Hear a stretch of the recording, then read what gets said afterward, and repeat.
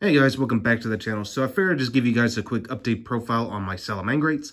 I wanted to do dinosaurs today, but unfortunately I'm still waiting on my extra copy of Dulca, which hopefully it'll get by maybe tomorrow or Tuesday. And if I don't get it done tomorrow, I'll do Harpies for sure. But for today, it's going to be Salamangreat simply because I wanted to see like how I wanted to go about putting the deck together now for the current format, since, you know, the best decks right now are Dogmatica, Infernoble Knight, Dinosaur. There's just a lot of good options out there, and the deck in this format's pretty diverse too. There's a lot of good rogue options too, and Salamangreats definitely has a shot in this format because it's so adaptable. So I changed up some of my ratios, added a few new cards to the deck, but the side deck's also pretty different too. So that's what I wanted to get to you guys for this time. I think the #1 best deck, if I'm not mistaken, is Dragon Link. So I kind of had to adjust my deck just to deal with that strategy as well. So anyway, starting off with the main deck, playing 2 copies of Foxy. It's got a good graveyard effect, and it's also a Pot of Duality. 2 Spinny, definitely an amazing extender. Jaguar for recursion and also an extender. And the fact that it's a level 4, you can go into some free rank 4 plays with this. Of course, can't go wrong with Gazelle. If this card can come back to 2, I think Salamangreat could be very close to tier 1 again, but we'll just have to wait and see in the future. 1 Falco. And of course, for the side engines, when it comes to the Cybers, I'm running 3 Lady Debug. This is probably going to be your best starter in the entire deck. I'm also running 3 copies of Parallel Exceed. I mean, this is pretty standard. They become level 4 monsters once you summon them off by their own effect. And you can also go into some free rank 4 plays. But they're also really good for link climbing too. So keep that in mind. You don't have to just go into rank 4s. You can also just go into just some of your link plays, and you should be good to go. I finally decided to add in Formate Skipper. I think now is a good time to start using it more. The reason I didn't use it is because, you know, I was already like one too many normal summons, and plus I didn't really see like that it was too necessary, but now I am starting to run it a little bit more and starting to appreciate its effects a little bit more. Now, I don't usually use it to commit to my normal summon if possible, but sometimes if I can bring it out with 1-for-1, well, there you go. You could also use it for that purpose. All right. Now for my hand trap lineup, I'm actually running a few more hand traps, a little bit more than usual, but it actually works just fine. I'm still running 30 copies of Ash only because it's recurable and it's still really good.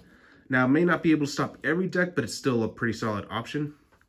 I'm actually main decking Drone Lockbird. This is probably going to be one of the best hand traps in this format because it stops Dragon Link, it stops Infernoble Knights, it pretty much stops almost anything that can search. It even stops Dinosaur. If they get a search out, you spring that Drone Lockbird. Since it doesn't technically affect the dinosaurs, even if they have miscellaneous horse, they can't even they can't search no more. So yeah, Drone Lockbird is still really good. So yeah, definitely something to look into.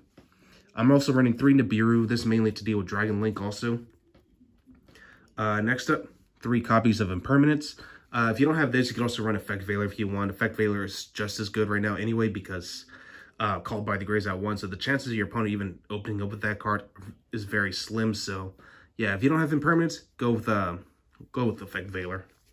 And that's pretty much it. Oh, you can also use Ghost Ogre too. Ghost Ogre is actually starting to see some play again, so Ghost Ogre is definitely a pretty good option too. Anyway, moving on. For spells, 3 Pot of Desires. Brought it back up to 3. I was running at 2 last time, so I figured since I had some extra room, I'll just put 3 again. 3 Silent Mining, you know, pretty standard. 2 Will of the Salamangreats. I've seen some people run this at 1 now. I still think 2 is the perfect number.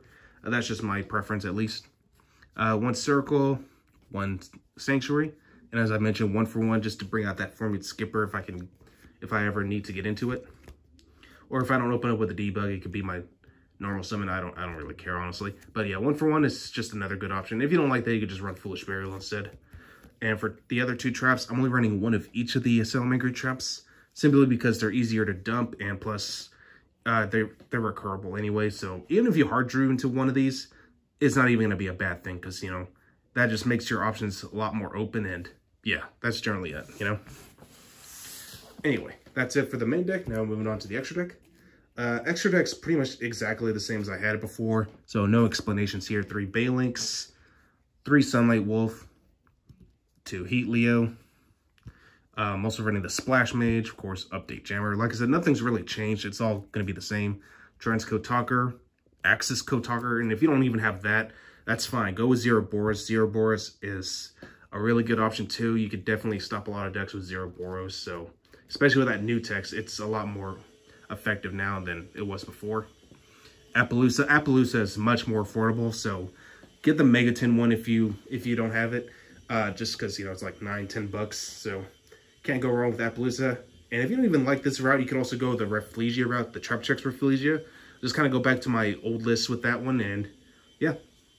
For my rank 4s, Abyss Dweller still, and of course Baguska. Can't go wrong with these, so yep, that's it for the extra deck. Alright, so I mentioned the side deck is a little different this time around, and for good reason. So starting off with 3 copies of Chaos Hunter. So this card was brought to my attention, actually thanks to Mega Capital G, simply because he was right. This card is actually a little bit better than Artifact Lancia, simply because it stops your opponent from banishing cards.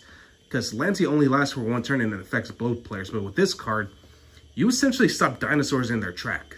Like, if your opponent, like, let's say, dumps a dinosaur, or special summons a dinosaur, I'm sorry, you could just discard a card, special summon this card, and then your opponent cannot even attempt to bring out Ultimate Conductor Tyranno. They cannot attempt Miscellaneous Source, Graveyard Effect, and they cannot attempt, what's that card? Double Evolution Pill. So yeah, Chaos Hunter, definitely an amazing card. It's a really big body, and honestly, out of all the dinosaurs, except other than Quatless, Pancratops, or even Tyranno, they can't really do much of anything. Because if Pancratops, you know, your opponent has to control more monsters than you do, and of course, if they're the opponent, they might have more monsters than you do. So yeah, Chaos Hunter can definitely stop your opponent from in their tracks when it comes to the dinosaur matchup. So, and it's also good for any other deck that revolves around banishment too. So Chaos Hunter, I would definitely try this out, you know, see how you guys like it. Anyway, I'm done talking about it. Let's move on. Next up, 2 Forbidden Droplets. I still run it, but I decided to side it out now. To me, it's like more of a matchup reliant thing, because like if I'm up against like a deck that can be like, let's say one of the control decks, this is something to kind of like get around with, like Guru or something. Like I discard a trap card, they can't activate any traps in response.